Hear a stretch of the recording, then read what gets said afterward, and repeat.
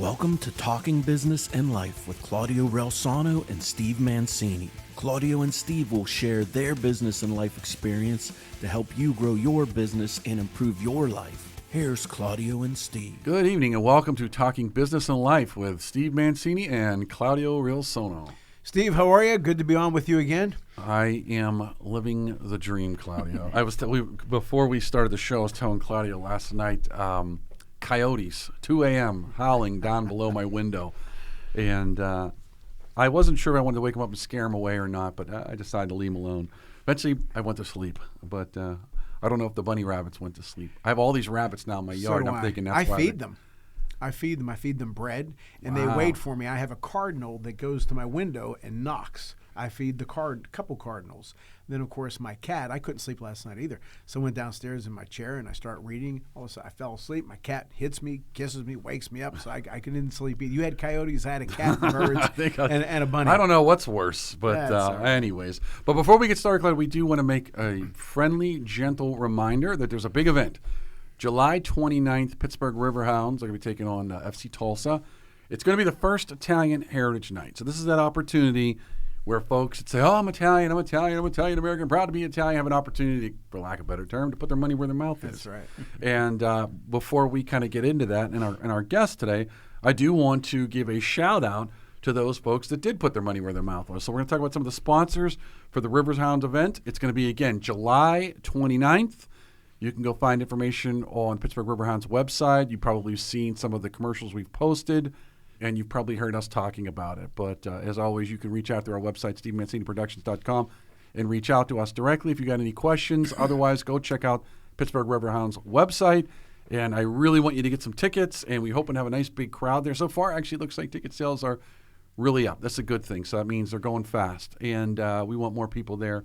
Wave that flag, be a little bit proud about your heritage. So with that being said, I do want to give a shout out to the Western Pennsylvania Italian Sons and Daughters of America. They big donation. You have a lot of tickets, big section, so you're going to see ISDA represented. La Prima Coffee, I do believe he is, Sam, is the best coffee in Pittsburgh. I had a chance to go see the area where they actually, I don't say cook the beans, but where they roast the beans. Bet you that's a great smell. Oh, I was in heaven. I was like, man, because I don't know, somewhere along the last many years, I just became a coffee junkie.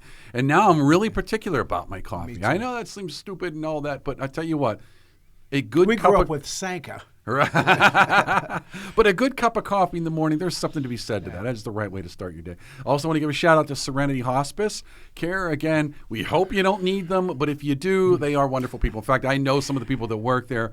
And, in this day and age, trying to find a good facility when, you reach that point where you need assistance, that those are not always easy to come by. There's a lot of them, but only, there are very few that you would say, I would definitely go there. Serenity Hospice Care, I do want to give a shout out to them, both as a sponsor and because it's a good facility. Calabria Club and Friends of Pittsburgh. Sal and the gang, as always, comes through. They love to support these events. Good folks, lots of activity. So if you're not familiar with the Calabria Club and Friends, and Friends is important because you don't necessarily have to be Italian or from Calabria to join it. And they do a lot of events. That's a very active club, and I'm very proud to be a part of that. And I've been with them for years now, and just a great group of folks. I also want to give a shout out to the Carnegie Stage. Again, under new ownership, she said, don't tell anyone yet. I said, okay, I won't tell anyone yet. But I'm a big proponent of what I'll call the small business. In this case, it's a live theater. So people put on plays, and they're going to have movies there and stuff. But it's one of those things, it's something that gets lost in America, the neighborhood place. Where you can go have an event, not have to spend an arm and a leg to go enjoy a night out. So the Carnegie Stage, shout out to them. I also want to give a shout out to Dr. Frank Costa, Urology Institute of Pittsburgh. Frank, I've known him for a lot of years now. When I first took over for the honorary consular of Pittsburgh here, Frank was one of the first people that reached out to me, and both to congratulate me and give me my condolences, because Frank did it before I did, and Frank knew the pain that was coming, and he warned me, God bless him. But You didn't listen. I didn't listen. So, Claudio, I think you've got a few you want to mention as well. Yes, Pittsburgh Wealth Management is one of our sponsors. Mike Battellini, founder and president, and award-winning Pittsburgh Wealth Management. Mike is a great guy. National Character Education Foundation, headed up by founder Dave Reddick. I've known Dave for 1,000 years. Again, very passionate about what he does and helping people. And our new sponsor, Riley and Calazo Insurance. Matt Calazo is a wonderful person. Again, we deal with great people. Right. So We won't deal with them if they're not nice people. No. We'll get to that another There's a lot show. of truth in that. We'll get to that another show. But again, so Pittsburgh Wealth Management, National Character Education Foundation, Riley and Calazo Insurance. And also I want to mention Banda e Familia, which is Danielle Paston. She's going to be singing the national anthem, and her dad and herself and some other people will be playing the accordion that day throughout the game, and they're going to be our halftime entertainment. So Banda La Familia, and we're looking forward to that. And at halftime, we're also going to have Italian success in business, entertainment, education, and sports. We're going to have people such as yourself. I'll be there. Several other people. They're going to announce their names, wave to the crowd. Again, people in education, sports, entertainment, and business, and acknowledge them. And again, Italian pride, and very excited about this event, and we're doing a great job. I think so too, and I think it's going to be good entertainment. It's going to be fun. Yeah. I mean, that's the biggest thing. You got to enjoy it. At the end of the day, if you don't enjoy it, what's the point? Exactly. You know. By the way, I do want to give a shout out to Mike Battellini. For folks that don't know, a couple of weeks ago we had Mike on as a guest. I think it was maybe like 3 weeks ago or something now. But Mike was on the show. Listen, that's a great episode. I was really impressed by some of the very just common sense. And you know what they say, common sense isn't so common. That's for sure. Especially nowadays. But at the end, Mike says, I'll send you a book. And I thought, oh, okay, he's going to send me a book. Right. Man, I got the thing 2 days later. Yeah. I mean, I'm not kidding. I got it 2 days later. So I told you he's a good guy. I'm telling you. So I do want to give a shout out to Mike, because you know what? When you say you're going to do something and you do it, that is a testament to your character right there. But we are going to be remiss if we don't mention our final sponsor. Again, that's for July 29th, Pittsburgh Riverhounds against FC Tulsa, Italian Heritage Night. Got a lot of sponsors, got a lot of entertainment. And our final sponsor that I want to mention, because he's actually going to be our guest in the studio today, it's the Spigno Club. And Rob Pirollo. Rob, welcome to the show. Thank you. Glad to be here. Rob, you just seem thrilled. No, first off, what we're going to do is, like, a lot of folks might be going, who the hell's Rob Pirollo? And I'm going to go like, yeah, I agree with you. Who the hell's Rob Pirollo? Tell him. Well, that's right. We're going to tell you who Rob Pirollo is, but we're also going to talk about the Spigno Club, because that's important. Because one of the things, you know, Claudia, before we were doing Talking Business and Life, and Talking Business and Life is it's just a expansion of Italian Impact Weekly. Claudio and I are two guys that are proud of our Italian heritage. We're proud to be Americans. I served 20 years in the military. Claudio's done a lot for this country, you know, and so we're proud to be Americans. But we're also not ashamed of our culture. And so one thing we've tried to do is promote, when we can, things that are, quote, Italian heritage. Now, we're going to introduce you real quick, but I do want to talk about the Spigno Club, because to me, that's kind of one of those things, sort of like the Calabria Club. You know, it's one of those things that was founded a long time ago, and we'll talk about that in a second. But it's a testament to the legacy of the people that came here a long time ago and said, listen, we're going to come to this country, and we're going to work our ass off, and we're going to contribute to this country. We're going to be good Americans, but we don't want to forget where we came from either. Because I think when you forget where you came from, it really does erase a lot of who you are. Erase. Right. Good line. Right. Yep. So, Rob, first of all, welcome to the show. And again, tell us a little bit about yourself. Well, I've been retired for about 4 years now. I was a financial analyst. Last job was with Allegheny Health Network, and just enjoying being retired. What's it like, Rob? The best thing is not setting that alarm clock. Oh. Again, what's it like, Rob? And but I grew up in Penn Hills. Went to Penn Hills High School. Went to Penn State to college. Like a lot of typical people in that era, this was the early '80s. My future wife and I moved out of town. We lived in Rochester, New York, for a while. Home of the Rochester Monarchs. Okay, if you say so. Silence. Okay. That's the AHL. Never mind. Amherst was the hockey Rochester team. Red Wings. Oh, was the Baltimore Orioles minor league team. See that? There's a lot of connections with Rochester. We laughed. Red Wings, yes. Yes. We laughed a second ago, but now all of a sudden we all know something about Rochester. Anyway, after about, I think I was there 4.5 years, we moved back and eventually started a family. And I can't even remember when I joined the Spigno Club. It had to be in the 90s sometime. And the joke I tell is that my dad was a member, had been a member for a long time. And there was the club used to give a death benefit to those people. If you were a member in good standing and you passed, they would give a death benefit to your beneficiary. And he got wind that they were going to change that and do away with it. So right away, he got myself and my two brothers together, and we became members. So we got grandfathered into that benefit. Now, was your father? Did he come from Italy, or was? Yes, he did. Oh, yes. So you're first generation. Yes. What part did he come from? The town we are from is called Spigno Club.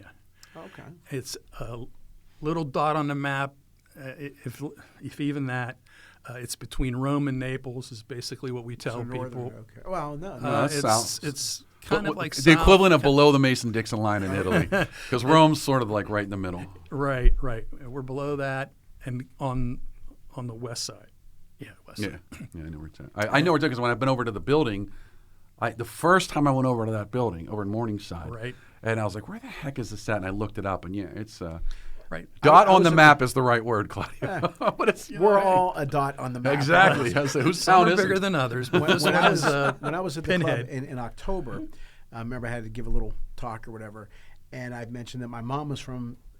My mom and dad were both from Calabria. My dad from Falerno, Italy, and my mom was from Nocera Terrinese. So I said Nocera Terrinese, and this guy came up to me, a little bit older guy, and that's where he was from. Okay. So right away I called my uncle, and they knew each other a little bit. Was his name Rocco by the chance? I think it was Rocco. Yeah. I'm aware of Rocco. Yeah. Good guy. And man, that just made my day. Wow. And my uncle just, he went crazy, and it was very nice. He now does, he has been, there's a St. Rocco festival in the Morningside, and he has, I'm sure. But so the club, first off, it will be 100 years old next year. So this is our 99th year. We got to do something with that. Yeah, we're in the planning stages of doing something. We've been at that building in Morningside for 40 years as of last October. We did a little thing where we tried to get all the members together and took a photo in front of the building. Before that, we were in Frankstown Avenue, in kind of like right off Route 8. I'm trying to think what area that was. But that was a huge building. It was too big for us. And then before that, we were in Hoovler Street, if you're familiar. Is that the original buildings you see on the pictures? The Hoovler Street was the original. The brick building. That's, I think it was a tiny building near, I think it was Negley Run. That they used to call it Chianti Way or something like that. I wasn't around for that. My dad had a barber shop right next to the building. And so we're called the Spigno Saturnia Italo-American Society. That's our official name. And to be a member, you have to be able to trace your heritage. Originally, it was only through your father's side to that town. And then a few years back, we decided to, if you could trace it back through your mother's side, we'd take you in too. Okay. So that's how that works now. That's what happens when these clubs get a little bit older. Right. And we even found if you can get your third cousin. There was a little bit of pushback to doing that, but some people said, younger people said, hey, look, if I can't do this, if I can't have my daughter trace her sons to be able to come back here, right. I'm not going to be. Well, that's it. I mean, ultimately, you just kind of like, you just sort of die out. And that's the problem with a lot of these groups is they did die out. Like I said, one of my more closer to home ones, again, when I grew up here in Pittsburgh, was the Atlanta Club. I think they're still around, but clearly not what they were when I grew up behind my house, in that area.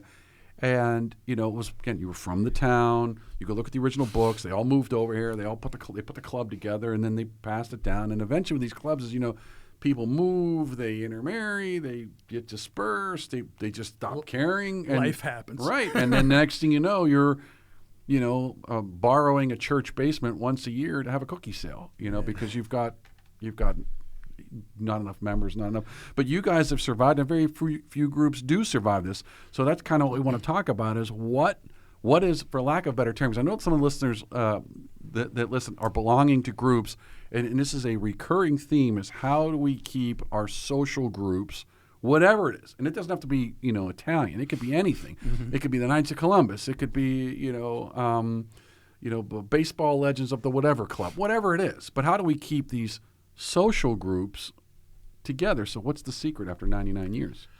And by the way, for the record, I've been to a couple of events over there, and they seem to be well attended, and the facility still seems to be going well. So I mean, something's going right for you guys. What's the secret? The fact that we have a building and a kitchen and a bar in Pittsburgh is what helps to attract folks and helps us to maintain our events.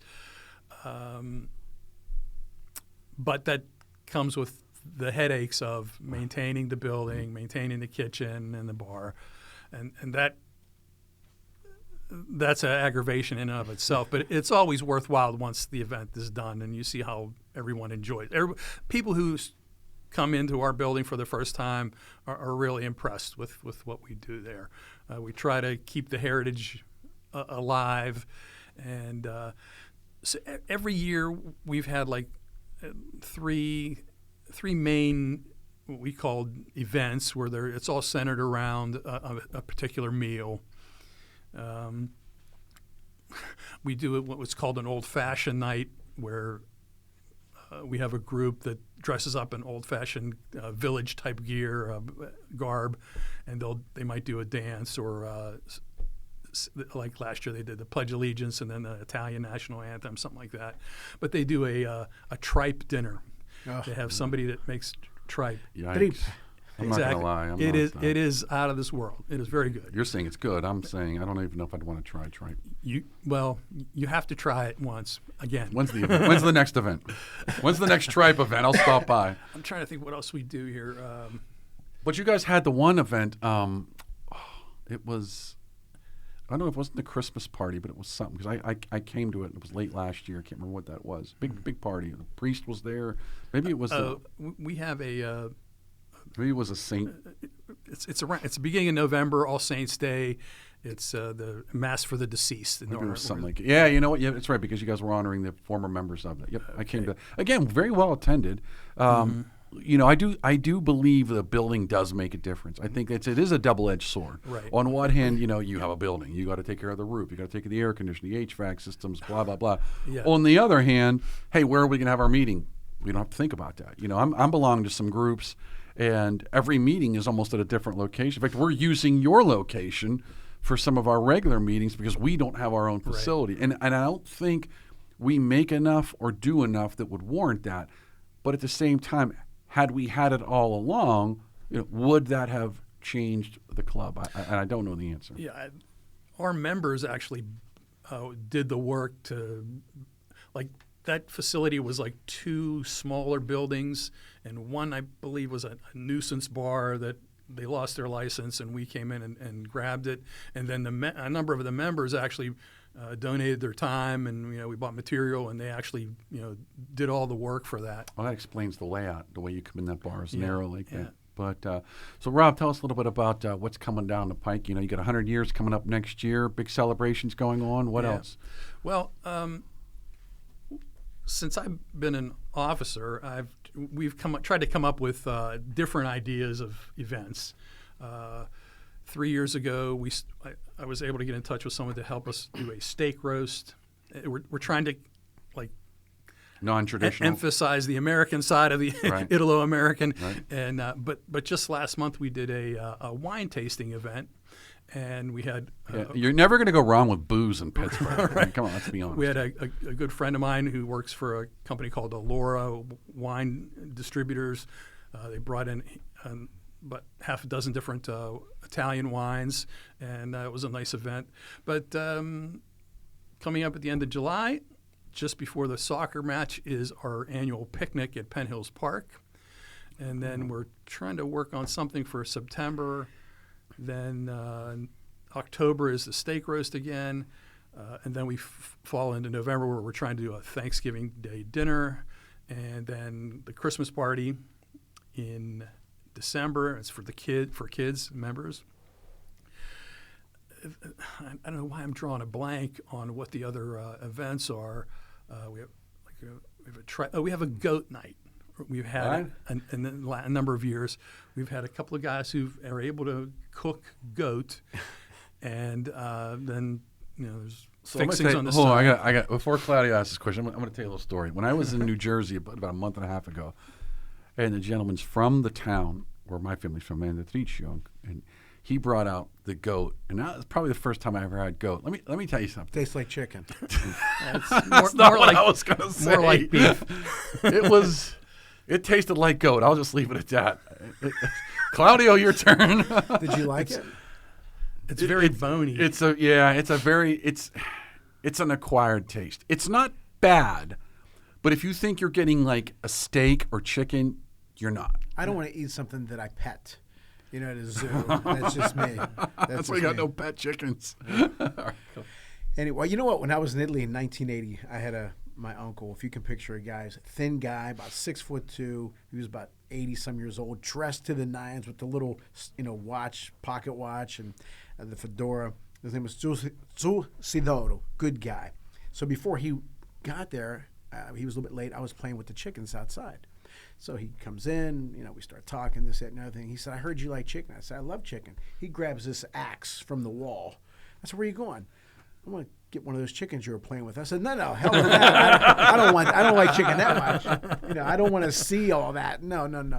But is it a challenge now to get younger people to sign up and be in the Spigno Club and be active members? The key is active. Yeah, we have, over the last few years, we've had a fair number of younger men want to join the organization.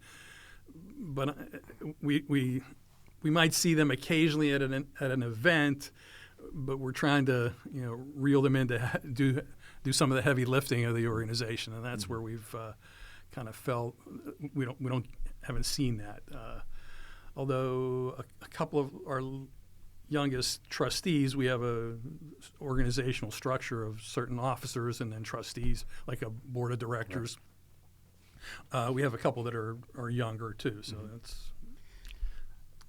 And from what I hear, that's a problem with a lot of organizations. I think it's every problem. I think it's a cultural thing. They just don't have a desire to do anything. I was watching, or I read a good news article just recently, and it talked about that. Not only do they don't seem to want to socially interact publicly. They just don't. They can't. Right, and they can text. They're perfectly content to stay home, or even when you do go out, it's. Technology has absolutely just destroyed that, and now you've got to kind of find a way to survive. Because if you don't get them, like a lot of these social clubs, and not just social clubs, things like VFWs, Rotary clubs, they die out. Literally, they die out. I mean, I'm the president of an ISTA chapter, and I'm struggling with that right now because some of those people, I don't even know if they're alive. I can't get a hold of them, and you're like.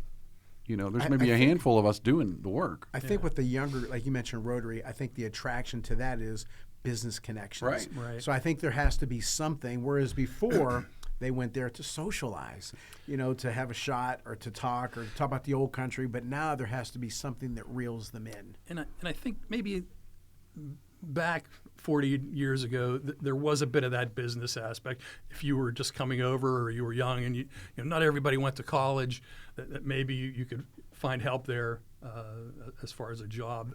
I mean, that's one of the aspects that helped to found us. When we started out, there was our legend goes that there was 13 men who were experiencing like discrimination and whether it was housing or getting a job, that they felt they could only trust guys from their own country or their own town. So they supposedly met in the Kingsley House. If you guys are familiar with that in East Liberty, it's like a YMCA type organization, but They supposedly poured wine over their hands in solidarity, and Wait a minute, they didn't burn a picture of a saint at the same time. I hear the music coming. Joe, cue the music. There it is. But that was one of the things that they were adamant about, was that if you had health issues, they were going to help you. They could help you find work. They did. And the irony in that is, if you think about a lot of folks now, what is almost all advertisement is now you're getting to, for a while, it was like everything was going to be automated, instant, and AI. And then I saw a commercial for a bank. It said, we're actually trying to put humans back in there. But to your point now, everything, technology is taking the place of your neighbor for simple help things, Hey, instead of saying to your neighbor, hey, do you know a good plumber? Now you just go on some app and it tells you here's the top plumbers in the area. I mean, I'm not opposed to that, but at the same time, it's like, man, it takes the human aspect out of it. Then what's the point? What's the point of having a home if you're not going to entertain guests? What's the point of having a club if you're not going to socialize? Right. Something I think that's missing too. When I was a kid, after a show, my dad would sit there and say, "Oh, the producer's Italian. The writer's Italian, that actor's Italian." Or in sports, I grew up with nothing but Marciano, Graziano, DiMaggio, and that's all I heard, right? And I do the same thing to my daughter. The music that we listen to, or I try to instill that in her. And also another thing that bothers me is when I asked you, "Where's your family from?" And you told me. Steve knows, I know. You ask somebody, "Are you Italian?" Yeah. Okay, where's your family from over there? I don't. They're from Italy. Well, hell, I know that. Where in Italy? I think that's starting to, disintegrate, and I think it has to be from the parents. My dad always. I can go back a zillion years to my family. The guy I'm named after was an eye doctor. His brother. There were priests. There was a cardinal. And my mom's side, all of that, and I instilled that in my daughter. But some other family members, they don't know anything. I think I'm it. They just know me. You got to. Do you agree with that? That's missing. Well, I yes, and I've definitely made the effort to instill that in my two sons, and they both went over there to Italy on their own at one point, and my younger one especially. He also went to Penn State, and he minored in Italian studies. He spent 6 weeks there, but anyway. Not Palermo or something like that. No, this is in the mainland of Italy, but right across the bay from Sicily. You can literally see Sicily. I can see the town in my brain. But anyway, he spent like 3 or 4 days with my mom's mother in Italy, in their little town, on their farm, and he thought that was the best part of the whole trip. And so he really tries to keep that up. And I think if both my sons live out of town, but I think if they were here, they'd be and that's the stuff happens active. where they're just not in the area. Kind of my last question here. Let's talk about social memberships. Have you guys considered saying, listen, there are regular members, and then there's going to be social members, just to kind of augment volunteers and have more people participating, which always makes the club a little more exciting? Yeah, we've in the past they had a designation like a social member, and it kind of got a little out of hand, and someone started some kind of trouble. I don't know the whole specifics, but it was enough that Basta. That's it. We said stop. We tried to do an honorary membership in the last maybe 7 or 8 years, and that's worked some, but it's gotten to the point where like everybody wants to be a member, and so you're not struggling then in that regard. Cheap booze will do this. Members pay $2. Non-members pay $4. Membership, but I'm as kidding, of the course, people that volunteer to do Right. the work. That's where we have. No, I get it. We run into that problem. No, I get it. What are your goals for the club? Like, what's next, basically? Survival. Still trying to survive, for sure.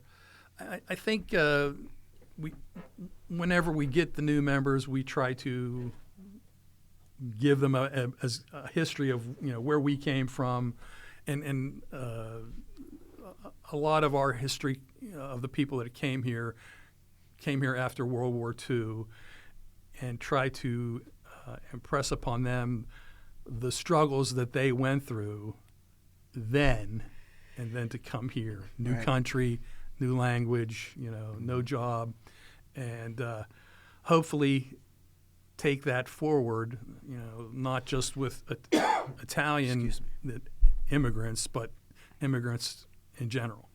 I think one thing, just to add my 2 cents, years ago, the clubs were social. They, like you said, they were treated pretty bad everywhere else. There was what was the Cheers thing where everybody knows your name, and they like being with each other.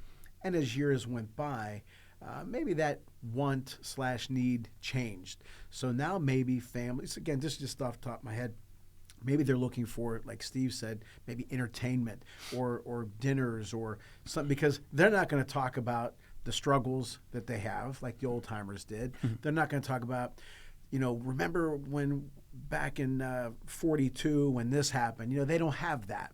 Whereas the old timers, and I don't mean that in a negative way, I mean that in a nice way, respectful. They had, I remember my dad, all these, they were much older than my dad. My dad would maybe have been in his 40s, and these guys were 70 and 80, but they all come to the house and they would talk about, their hometown of Falerna, this, that, another thing. People today aren't going to do that. So they're going to need something to reel them in. Dinners, events, something. And, I like when these clubs are doing well. So hopefully, if we can assist in any way, we would love to do that, because I think it's important. I think it's important to know where you're from. And like Steve said, if you don't do that, it's erased. Like I mentioned my parents. Steve allows me at the end of the show to thank my parents, or I tell my daughter about, people that were in my family 1,000 years ago. If I don't mention them, I just mentioned Susidoro. If I don't mention him, he's done. That's right. Babe Ruth. If people don't mention Babe Ruth, he's done. Right. So I think. And it's good. the irony on that one. I'm just not to interrupt. But it's funny because people that were super famous, the generation coming behind us, very few people know them. They are dying. I mean, the memories are dying of people that were at the top of the the pyramid of success. Are. When I was a kid, we knew who Sonny Jurgensen was, Sammy Ball, Bronco Nagurski. How many young people know Joe DiMaggio? Well, that's it. Only when somebody comes remotely close to that Joe hitting streak. DiMaggio. I was talking about at CMU. I said, the guy, the kid was telling me where he was staying, for school, and it's by Parkview Avenue in Oakland. I said, Dan Marino lived on Parkview Avenue. I'm sorry, Dan Marino. Oh, he played at Pitt. Yeah, but he's also a Hall of Fame. People forget. One of the best quarterbacks. If not the best. They forget. They just know Tom Brady. Well, there's things that happened before Tom Brady. There's things that happened before, whatever. And people forget. And I get, like Steve said, that word erase. And I just, that bothers me. And the worst part is nowadays there are people intentionally trying to erase it. Think of real quick. We're going to go there. Think of what happened in New York recently. Oh, yeah. Did you see there where they forgot to? They just happened to. Mondami forgot to include the. What? Though, real quick, Italian neighborhoods. One thing I'm going to say about that, and not to get Sean Stellato. He's a former. He's not former. He's an NFL agent. He was on our show. Good friend of mine. Really good guy. Extremely proud of his heritage and wears it on his sleeve and his clothing. Great guy. But when he went viral a few years ago on Monday Night Football, the Mannings threw some derogatory shots at his look and being Italian and all that kind of stuff. The normal shots. Stereotype shots. Nothing. It was laughed at. And he took it serious. Sean didn't like it, and his daughter said, Daddy, why would they say stuff like that? And nobody said anything. Now, Steve just mentioned Mondami. I'm glad that the Italians got upset about that. And it made national news. Fox put it on. I don't know about the other stations. But that was good that look, we're pro, never anti anything. I love everybody if they're good people, but you can say whatever you want. But that incident with Mondani, that was good because it gave Italians, hey, wait a minute, don't forget about us. And we've not been saying if you don't care, who's going to care for you? Because society don't care. No. So if you don't care, just like the Spigno Club, if the people there don't care about continuing their club, promoting their club, passing that down to their kids, And if you have to drag your kids there once in a while, you drag them there. If they don't do that, who's going to do it? I'm laughing because that's when I was a kid. That's what, we were dragged. Yeah, but you know what? But like I said, how many seeds get planted that way? Right. At the time, you may not want it. That's But a maybe good 20, 30 years ago, you were like, I kind of missed that. Yeah. And next thing you know, you're an active member, or in your case, a little more than active. Yeah, we always say that when people who either know of us or are Spigniers and they'll know of the club, they'll always say, "Oh, I remember the Christmas parties. Going to the Christmas parties at the old building on Hamilton Avenue," and then they always remember the picnics that we had. Those were like huge events. All right, Rob, if people want to go find out more, where can they go? We have a Facebook page. Ish. I think it's the Spigno Saturnia I'll Italo-American put a- Society of I'll Pittsburgh. find it and put it in the description below. Okay. So, there you go. And that's pretty much. Well, they really don't want to be found, do they? Yeah, kind of. He who has a thing to sell and goes and whispers in a well is not apt to get the dollars as he who climbs a tree and hollers. So promote. There you go. All right, Rob. Remember Rob, we do appreciate you being on the show, and thank you very much. No, I glad enjoyed it. you came in. That Again, went quick. I appreciate the support of the event. I know you guys got a bunch of tickets. You might have more tickets. Yeah. And in fact, I just went down and visited Luke at the Riverhounds today, so they're taking care of all the tickets over the next few days. So be All right. patient on that. I But will. Thank you. he's trying to put all these groups together. So Understood. hopefully, people come out there, wave those flags, be loud and proud, and hope you have some more tickets. Make sure you find us. We're going to be walking around as well during the game, so we'll come by and say hi. Okay, great. Appreciate it. All right, Rob and Claudio, want to take us into commercial break? First of all, it was great meeting you. Wish you continued success. And don't forget about our sponsors. Real quick, if you don't mind, Steve, Pittsburgh Wealth Management, Mike Battolini, National Character Education Foundation with Dave Reddig, and Riley Calazo Insurance. Great people, Steve. And again, Western Pennsylvania, Italian Sons and Daughters of America, Sharon and the folks, thank you very much. La Prima Coffee, but I'd still say it's the best coffee in Pittsburgh, but what do I know? Serenity Hospice Care, Calabria Club and Friends of Pittsburgh, the Carnegie Stage, and Dr. Frank Costa, Urology Institute of Pittsburgh.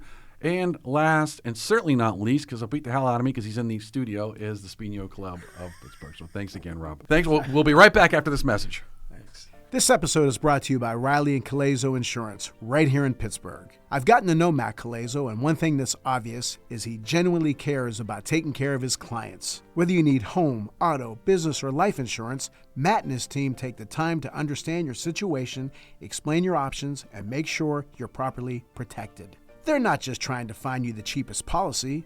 They're focused on getting you the right coverage at a competitive price.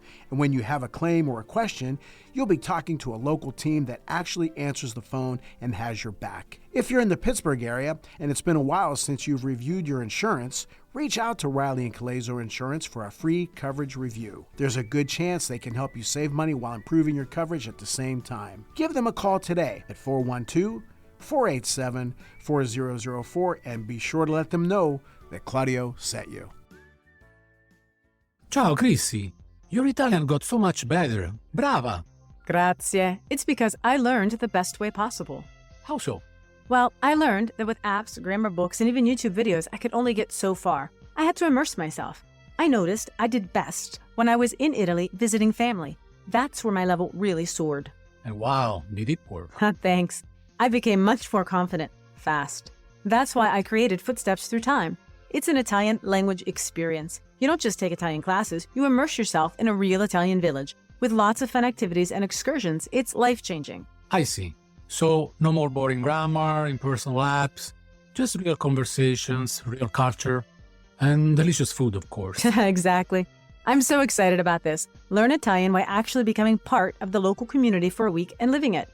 So if you've been dreaming of Italy and the language, check out Footsteps Through Time in Italy.com. Book now and join the experience. Andiamo! Thanks to Greater Pittsburgh Travel. For any of your travel needs, let Tom and the team at Greater Pittsburgh Travel know, and they'll take care of you. For more information, call 412-331-2244 or visit their website at www.greaterpittsburghtravel.com. And we want to thank the Calabria Club of Pittsburgh.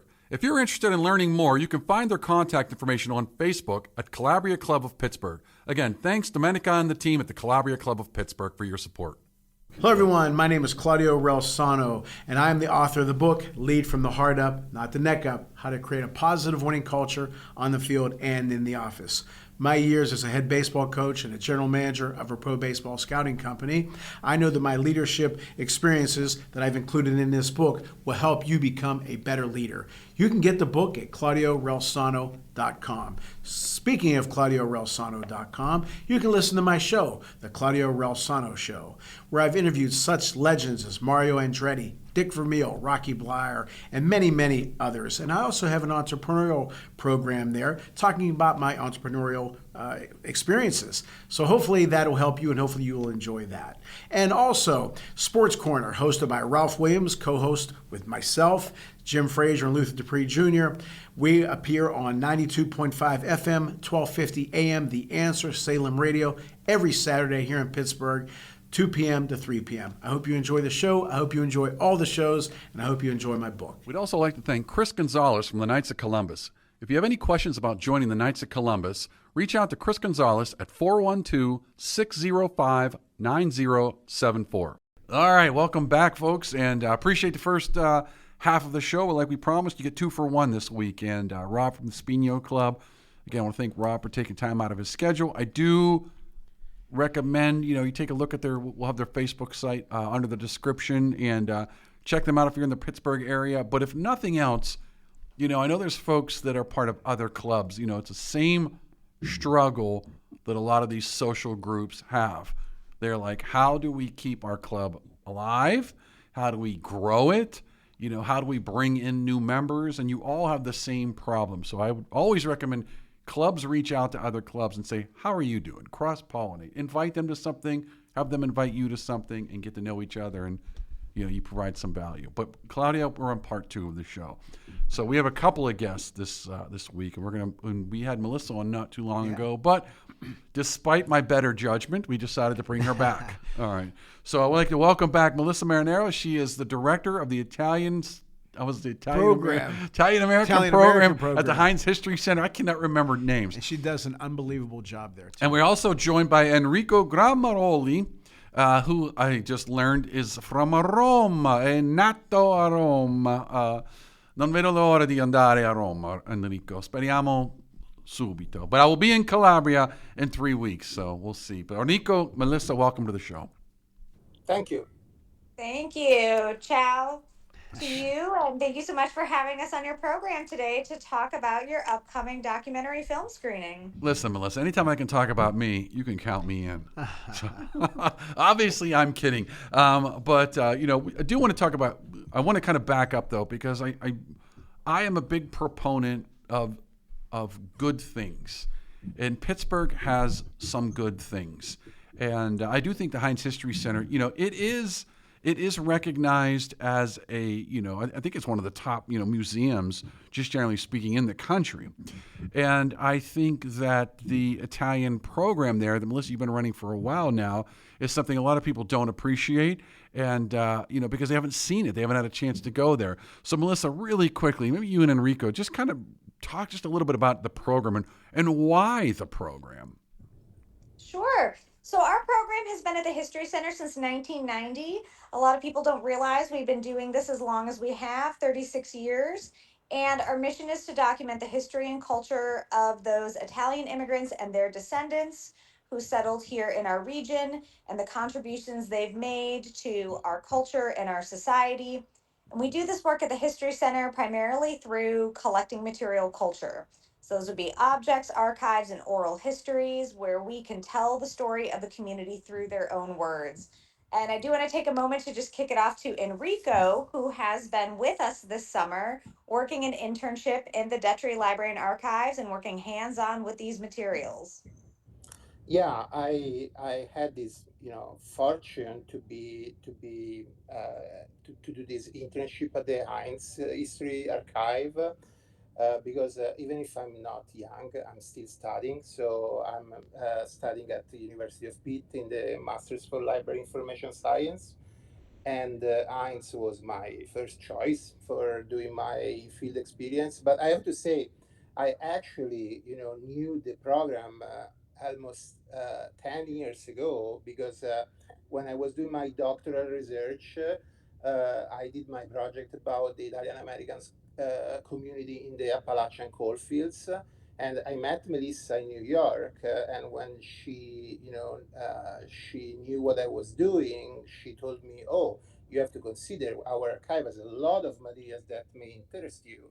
And actually, this has been great for me because my field research was in West Virginia. I wasn't able to travel all around every, place where there were being Italian Americans in the coal fields. So their archive really made an extension of my project in place where I wasn't able to go in person. I do want to kind of mention something. You use the word my field work, that field of research, and a lot of people don't appreciate the fact that, like, for example, if I say, I want to do historical research on Italian XYZ, they kind of think like, oh, I have to go to a town and go, 300, 400 years ago in some small town. Like, they don't know that there are archives, records, and places here in the United States that you can go to do research. A lot of forgotten history in America, and it's not. It doesn't. In other words, it doesn't have to be 300, 400 years, 500 years, 1,000 years to be of archaeological significance or to be some kind of historical significance. That exists in the United States. Melissa, I'm kind of curious on something on that, because that is, I've never thought of it that way. There is an archive center in the Heinz History Center, and I had no idea until I went and saw it. It was a few months ago, and it's actually very impressive. Do you feel like, hey, we need to really push? I know you're kind of trying to stay in a localized area, whether it's West Virginia, Eastern Ohio, Pittsburgh area, Western Pennsylvania.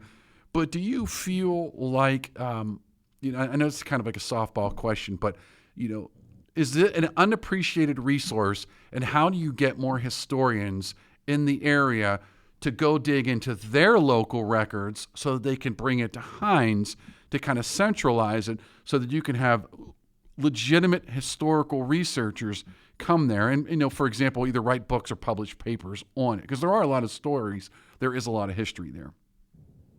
Well, I think that touches on how Enrico and I first met. I was at the Calandra Institute in New York sharing my work with a group of academics and scholars and researchers. And the reason why I do that is to, one, share the good work of the program, the value of the collection, but also two, to encourage them to consider Pittsburgh and to consider our surrounding region as a place where they can come, they can do serious research, they can find resources they might not be able to find in other repositories. And I think the benefit is you come here and it's cost affordable. It's not as expensive as doing research in Washington, D.C. or New York. And part of my work at the History Center has been working with our regional historical societies, libraries, archives, crossing the state border and building bridges with people in Ohio and West Virginia. And now, through my great relationship with Enrico, building bridges in Italy with archives there so that we can reconnect these points of contact and have a strong network so that when one of us is looking for something, or we have a researcher who comes to us looking for something, we can point them in the right direction and we can get materials in their hands. You know what? A couple comments, Enrico, Melissa, and Steve, from me. Number one, Melissa, the key word is build.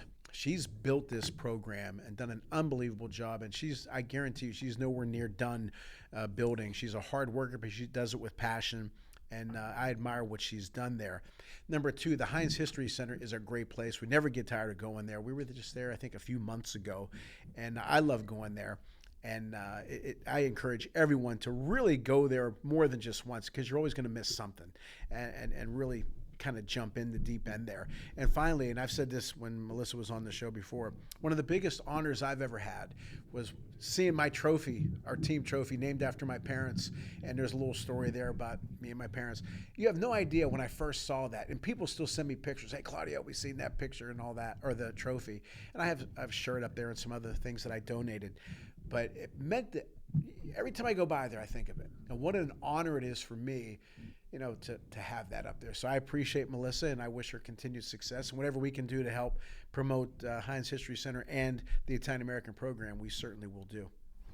Yeah, I haven't seen his jersey in a while, Melissa. Anything you want to tell Claudio? Or no, I'm just kidding. No. Well, I was going to recommend you should go on our catalog. We have so many of our materials digitized now that there's ways you can access our collection from the comfort of your own home. And that's really part of the future of our work, is to continue to get more digital materials online, because we recognize that our reach extends beyond this region, and that our community, the people that recognize themselves as a part of this diaspora, we're all over the globe. Well, there's a few. I am going to. I've been telling you I was going to do it. I got to bring a book up. I wrote a book a few years ago. I'd like to donate a book. And since I left CMU a couple weeks ago, I may have a few other items to give you too, because I'm not going to be using them. But you might get tired of all my stuff. Well, I don't know where to go with that, but I could see a full Claudio uniform laid out on a little stanchion. But Melissa, let's kind of fast forward though, because I do want to thank you. I'm going to be. She didn't comment on it, so I don't know if she wants anything from me anymore. No, she enough basta. No, I'm just kidding. No, but what was it, about a year ago? Geez, when we showed Fidelta. And, that meant a lot. To Claudio's point, look, the Heinz History Center, anytime you can be affiliated with that, it's such an honor. And so to have shown, my film there, I was like, wow, this is the coolest thing in the world. And I'm hoping I'm using that to promote you guys, because I believe in the work you're doing. I have always been very passionate about history. And the more I've kind of dug into my own culture, I realized, wow, there's a lot of history. And that was the whole point of Fidelta, was to chronicle a story that occurred just 3 hours from here that I'm telling you 99.9% of the people here had no idea. And that 0.1%, only reason they probably knew is because they were related to somebody who was related to somebody. Otherwise, people forgot that. And you talk about the Appalachian research you're doing, Enrico. I had no idea until Joe D'Andrea introduced me to the whole mining accident down there. Forgotten history completely changed the rules of mines. Hundreds of people were killed. It's easy for us to forget them. We didn't know them. They weren't related to us. But how about the families that were impacted? And not just immediately, but then you realize their kids, their great-grandparents didn't know their grandfather, they didn't know their great-uncle, they didn't know whomever, because they were killed. So those events, this has been my kind of theme of what I do, have a ripple effect in time. So if you don't know history correctly, then you don't understand why the present is the way it is, good or bad. And so when I did Fidelta, I'm going to kind of jump ahead here, Melissa. Innocenti was kind of like, Fidelta was filmed in Italy here in the United States, but was focused on what happened here in the United States. When I went over to Italy to show Fidelta, I was introduced to people in the Abruzzo region, which is where part of my family comes from. When they told me, and again, I knew about the Gustav line, I knew about the fighting in Italy, but you don't really think beyond that. So now when I'm meeting survivors that were still alive from the war, telling me what happened, I was like, oh, this has got to be, we got to do something with this. And when and it was Adele, she's a historian there in Abruzzo. I said, you think anybody be interested? And it was like, oh my God, yes. So we start filming that thing, that film, and it started being a documentary on the Mayala Brigade, which was the partisans who fought the Germans. Actually, they fought before Italy surrendered. There were always kind of gangs that were fighting against the Germans. But once Italy surrendered, when the army was basically disbanded, a lot of those army units, they kind of went home and they went back to their towns, and then they joined the fighting, and they joined these, partisan groups, and then they got more organized, because now you had, military trained people. Now they were more organized. But when I went over there, the problem was, the struggle was, they're all dead. And again, if you talk about why what you're doing is so important, because if you can grab anything while these people are still alive, you can answer questions.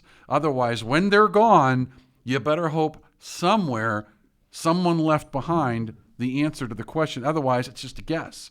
And that's why history, sometimes it is guesses. It's a researchers go, I think this, I think that. And truth is, we'll never know. Those people are gone. But But coming back to Innocenti, so now I'm able to actually interview family, family members of the partisans. I did interview children of the partisans, but now I actually interviewed people who were kids during the war. So now I got firsthand knowledge. What was it like? Not my grandmother used to tell me stories. Now you got people going, oh, I remember when she used a not so kind word in Italian, but we'll just say in English, we'll call it scoundrels, but that's not the word she used. But now you've got them saying, oh, when they came into our town, they did this, and I remember this time, and my mother was so, and now you're going, I know what it was like in the sense that I'm hearing it directly from the horse's mouth. So that's what Innocenti became. Innocenti became this story of Abruzzo and the occupation as told by people who lived it, which you know, Melissa. I know you're doing research on some of the veterans and the prisoners, and from that war. And you're and I hate to say it like this, you're running out of people to interview. So to get those stories as much as we can, both work you guys are doing and the work I've done, that will mean something, because in 50 or 75 years, when Enrico's kids or grandkids are in here doing their research at the Heinz History Center, they're going to be reading the notes and watching the films that we leave behind. So. Yeah, and I have to say, in the work that I've done, the people that I've talked to are all here in Western Pennsylvania. They're members of our community who came after World War II, who came primarily in the 1950s, some in the 1960s. And as you mentioned with the people you talked to, their childhood was spent experiencing this conflict. For some of them, it's their earliest memories. And because we've had such a large migration from the region of Abruzzo and also from Molise, Campania, Lazio, you have people who were located on various points of the Gustav line and the Winter line. And their accounts really mirror what you hear in the documentary. And what's amazing to me is when I get to know them, it's clear that these are stories that they've shared with their family, their children, and their grandchildren grew up hearing these stories. But because they're removed from that location, we as Italian Americans don't always have that same context for where this occurred. I've been able to see pictures, I've been able to see images and get an idea. And that's sort of the difference between the work Enrico and I've done. Enrico has done the similar work, but like you, he's doing it in Italy and speaking with people there. And when we start to consider all of their narratives together, we get a really clear picture of the moment in time. But you're right that it doesn't live in history books, at least not to the level of detail that I believe it should. Yeah, I would like to say I started to work on resistance and World War II memory more than 20 years ago when I had I was very lucky. I'm very lucky. I've been able to work with Alessandro Cortelli, that it's one of the most relevant oral historian in this moment, and he always been.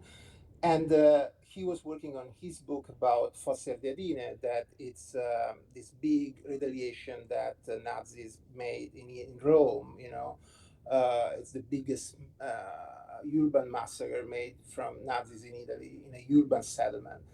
And when I started, when I started to listen to this interview, to make this interview, the people that I was interviewing, they were young adults, during the time.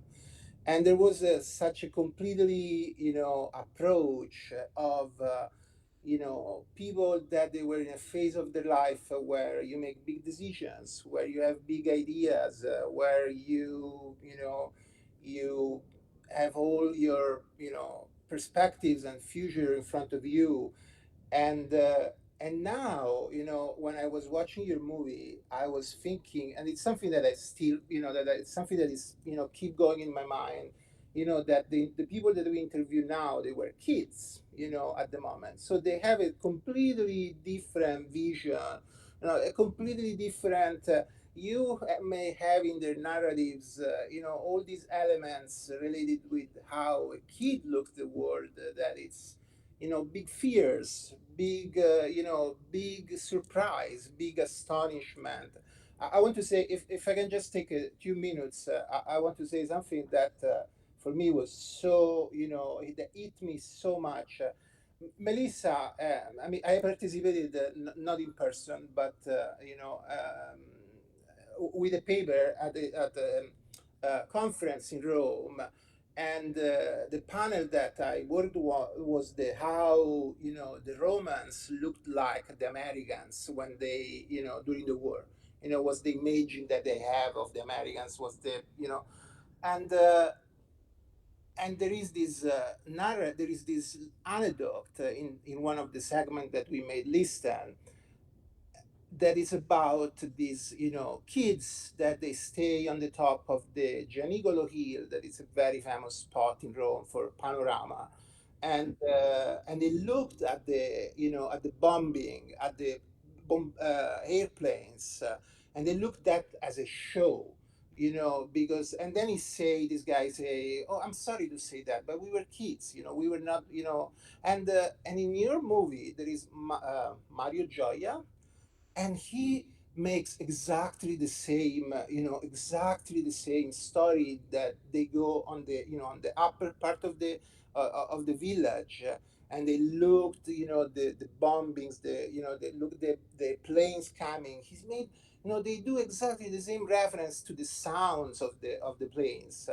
So yeah, I think what you said, it's very relevant, to not only fixing elements of a past that obviously as a past, it's risk to be the more and more forgotten, but also on how we on what those memory are relevant for us in this moment, not only, and it's obviously very important on a level, on a political level, on a social level, but also on a emotional.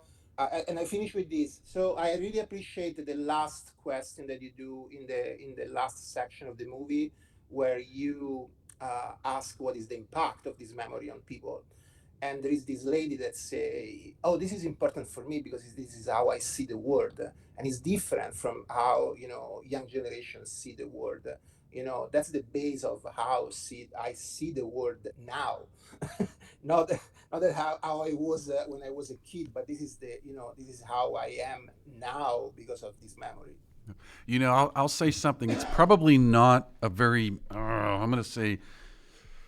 Some people may not appreciate what I'm going to say, but when I was in Italy last year, I was on a conference and I was doing a panel discussion, and I said, I think the biggest problem with the First World War and the Second World War with respect to Europe is, I said, the First World War, in my opinion, it tore the heart out of Europe. The Second World War tore the soul out of Europe. And ever since the Second World War, you talk about the impact to people, especially people when they lived it. They were so afraid, this is my opinion, they were so afraid of having another war like that they're like, we don't want any war, no war, no war. And those generations that lived through it, that understood the brutality of war, we're like, no more. We'll never do this again. We're done, we're done, we're done. The problem with that, though, is now Europeans don't fight even for their own safety and security. And I think when you people look at Europe, I know people don't maybe not like this, but there's a problem with the way the immigrants are going over there and not assimilating and almost taking over parts of Europe. And the European, in my opinion, this is my opinion, I think the Europeans are so afraid of repeating the past that they say, I will do nothing. We'll just hands off. Just leave it alone. And I think that is the result, though, of why, in my opinion, why Europe is the way it is because of what happened 80 years ago. There are people that lived it, taught that to the next generation. They said, no war, under no certain, no war, no war, no war. And the problem now is when there is a time to fight, they don't want to fight. And I think that I think that, you know, when it goes back to what I said before, if you want to understand why the world is the way it is, you have to understand history. And that, you know, that's my opinion. But Melissa, we're going to jump ahead now. So when is the event? Who is going to be there besides yours truly? And talk a little bit more about it. So the event is going to be on July 30th. We will be screening the film at the Heinz History Center in our fifth floor Muller Center. This is a free event, so this shouldn't prevent people. We don't have a cost barrier allowing them to come and attend. So please visit the Heinz History Center's website where you can register. We will screen the film at 6:30 p.m. So doors will open at 6. It's first come, first serve seating. After we screen the film, we will be engaged in a Q&A with Steve. And so we will, Enrico and I are developing some questions that we'll talk to you after the film so we can talk about, you know, why did you make it? How did you make it?